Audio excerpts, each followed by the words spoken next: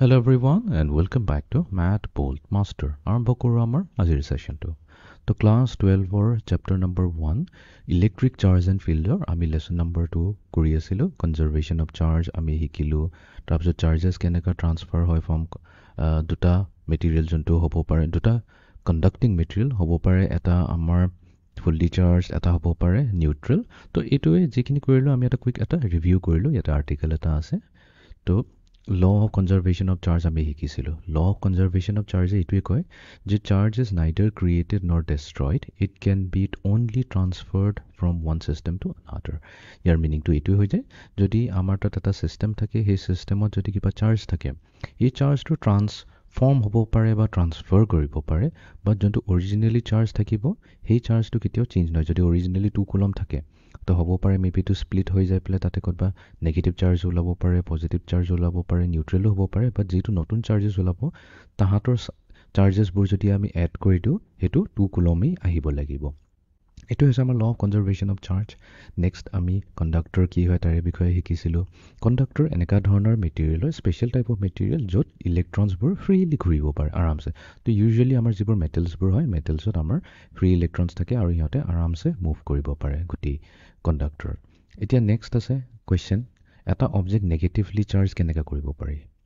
Very simple. প্ৰথমতে আমি কি কৰিম, আমি এনেকৈ নিউট্ৰেল অবজেক্ট এটা লৈ ল'ম, নিউট্ৰেল মেটেলিক স্ফিয়াৰ এটা। নিউট্ৰেল মানে ইয়াৰ চাৰ্জ 0 আছে, আৰু চাৰ্জ 0 যদি কোৱা হয় এইটো নেভাবিবা যে ইয়াতে চাৰ্জে নাই। য়েছ, ইয়াতে চাৰ্জেছ আছে, বাট কি হৈছে ইয়াতে যদি 5টা পজিটিভ চাৰ্জ আছে তেনেহ'লে 5টা নেগেটিভ চাৰ্জো আছে। তো সেইকাৰণে প্লাছ আৰু মাইনাছ কি হয়, ইটোৱে সিটোৰ এফেক্টটোক নালিফাই কৰি দিয়ে, গুচাই দিয়ে।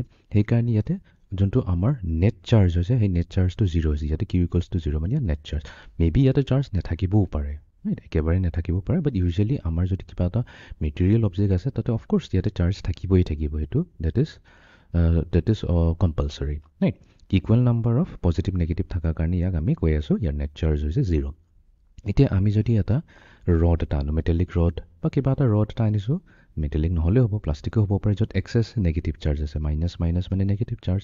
তো ছাপ'জ ইয়াৰ চাৰ্জ হৈছে কিউ ইকুৱেলছ টু -4e, তাৰমানে 4টা নেগেটিভ চাৰ্জ আছে। তো টাচ কৰি দিয়াৰ লগে লগে কি হ'ব, টাচ কৰি দিয়াৰ লগে লগে অবভিয়াছলি আমি জানো নেগেটিভবোৰে ইটোৱে সিটোক ৰিপেল কৰে। তো ৰিপেল কৰে মানে কি, যেতিয়া যদি আৰু এনেকুৱা খালী ঠাই পাই যায় তাহাঁতেতো আৰু ইয়াৰ পৰা পলাব বিচাৰিব।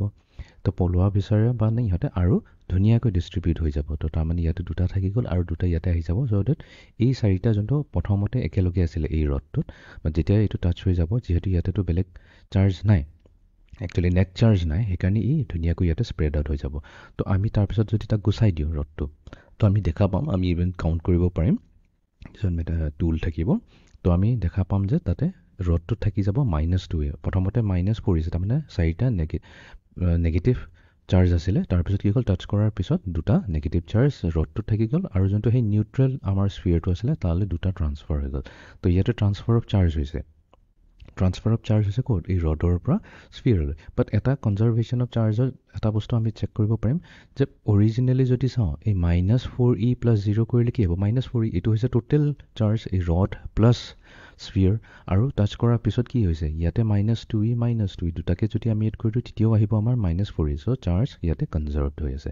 তো এইটো কেছত আমি চালোঁ যে এটা অবজেক্ট কেনেকৈ নেগেটিভলি চাৰ্জ হয়। এইটো হৈছে আমাৰ মেইন অবজেক্ট, যোনটো আমাৰ স্ফিয়াৰ হয়। এই স্ফিয়াৰটো এতিয়া কি হৈ গ'ল, 2টা মাইনাছ চাৰ্জ থকাৰ কাৰণে নেগেটিভলি চাৰ্জ হৈ গ'ল। নেক্সট আমাৰ আহি গ'ল পজিটিভলি চাৰ্জ কেনেকুৱা হয়। পজিটিভলি চাৰ্জ কেনেকুৱা হৈ গ'ল, এইবাৰ ইয়াতে ধুনীয়াকৈ দিয়া গৈছে। এইটো অৰিজিনেলি কি হৈছে, কিউ ইকুৱেলছ টু 0। ইয়াৰ মিনিংটো এইটোৱে হৈ গ'ল, কিউ ইকুৱেলছ টু 0 মানে ইয়াতে 1 2 3 4 5, ইয়াতে আছে আমাৰ 5টা পজিটিভ চাৰ্জ, আৰু প্লাছৰ তলতে মাইনাছ লিখা আছে, মাইনাছো কাউণ্ট যদি কৰা 5টা নেগেটিভ চাৰ্জ আছে। তো তাৰমানে কি হ'ল, গোটেইকেইটাক যদি আমি এড কৰি দিওঁ, ইয়াৰ নেট চাৰ্জটো কি আহিব, কিউ ইকুৱেলছ টু 0 আহিব। তাৰমানে এইটো হৈছে এটা নিউট্ৰেল মেটেলিক স্ফিয়াৰ। এতিয়া আমি কি কৰিছোঁ, এটা ৰড এটা লৈ আনিছোঁ, এইবাৰ কিন্তু ৰডটোত পজিটিভ চাৰ্জ আছে, +4e মানে কি হয়, প্লাছ 4টা আছে, 4টা পজিটিভ চাৰ্জ আছে। এতিয়া যদি আমি টাচ কৰি দিওঁ কি হয়, আমি জানো পজিটিভ আৰু নেগেটিভ এট্ৰেকশ্যন হয়। তো তাৰমানে কি হ'ল, এই যিকেইটা নেগেটিভ চাৰ্জ আছে ইহঁতে কি কৰিব, বিচাৰিব যে এই স্ফিয়াৰৰ পৰা এই ৰডটোলৈ গুচি যাব, ট্ৰান্সফাৰ হ'ব, কাৰণ ইলেক্ট্ৰনহে মুভ কৰে, প্লাছ চাৰ্জবোৰতো পজিটিভ চাৰ্জবোৰ মুভ নকৰে। তো এই নেগেটিভ চাৰ্জবোৰ স্ফিয়াৰৰ নিজৰ জেগাটো এৰি পেলাই কি কৰিব, ট্ৰান্সফাৰ হৈ যাব ক'লৈ, এই ৰডটোলৈ। তো আমি ছাপ'জ কৰোঁ যে 2টা ট্ৰান্সফাৰ হৈ গ'ল, আৰু যেতিয়া আমি এইটো গুচাই দিয়াৰ পিছত এতিয়া ইয়াৰ চাৰ্জ কি হ'ব, +2e হ'ব।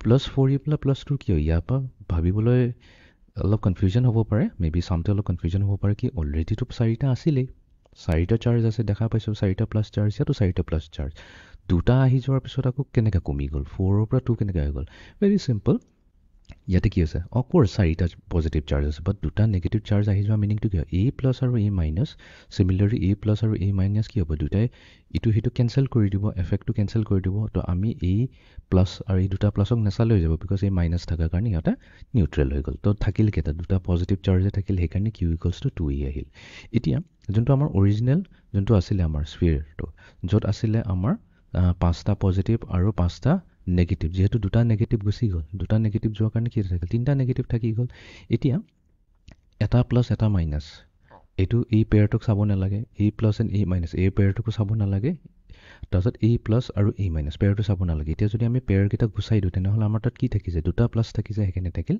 2E আৰু যদি আমি এড কৰোঁ 2E প্লাছ 2E কি আহিব 4E চিমিলাৰলি বিফৰত কি আছে প্লাছ 4E প্লাছ 0 কৰিলে 4E কনজাৰ্ভেশ্যন অফ চাৰ্জ দিয়াতে হৈ আছে ঠিক আছে এতিয়া কুৱেশ্যন এটা আছে আৰ আদাৰ চিনাৰিঅ'জ ফৰ চাৰ্জ ট্ৰান্সফাৰ তাৰমানে কুৱেশ্যনটো কি হয় একচুৱেলি আমি যেতিয়া ইয়াতে কৰি আছোঁ ইয়াতে কি কৰিছে ইয়াতে আমি টাচিং কৰি আছোঁ তাৰমানে এই ৰডটোৱে এই স্ফিয়াৰটোক টাচ কৰিছে ৰাইট চিমিলাৰলি ইয়াতে এই নেগেটিভ ৰডটোৱে এই নিউট্ৰেল স্ফিয়াৰটোক টাচ কৰিছে তো টাচ কৰাৰ কাৰণে কি হৈছে আমাৰ চাৰ্জেছবোৰ এইটো কেছত কি হৈছে নেগেটিভৰ পৰা য'ত নাই তালৈ গৈছে মানে ৰডৰ পৰা স্ফিয়াৰলৈ গৈছে আনটো কেছত কি হৈছে স্ফিয়াৰৰ পৰা ৰডলৈ আহিছে হা তো এতিয়া সুধিছে কি এইটোৱে এটা প্ৰচেছ আছে নেকি আৰু বেলেগ প্ৰচেছ নাই জানো য়েছ আৰু ডিফাৰেণ্ট প্ৰচেছ আছে আমি যদি এই ভিডিঅ'টো চাওঁ কণ্ডাক্টাৰ্ছ এণ্ড ইনচুলেটৰ চাই ল'বা এইটো অলৰেডি আমি ইয়াতে ভালদৰে এক্সপ্লেইন কৰিছোঁ আৰু এটা প্ৰচেছ আছে য'ত আমি চাৰ্জ ট্ৰান্সফাৰ কৰিব পাৰোঁ সেই প্ৰচেছটো কোৱা হয় ইণ্ডাকশ্যন বুলি কয় ইণ্ডাকশ্যনত জেনেৰেলি কি হয় টাচ কৰা নহয় তাতে আমি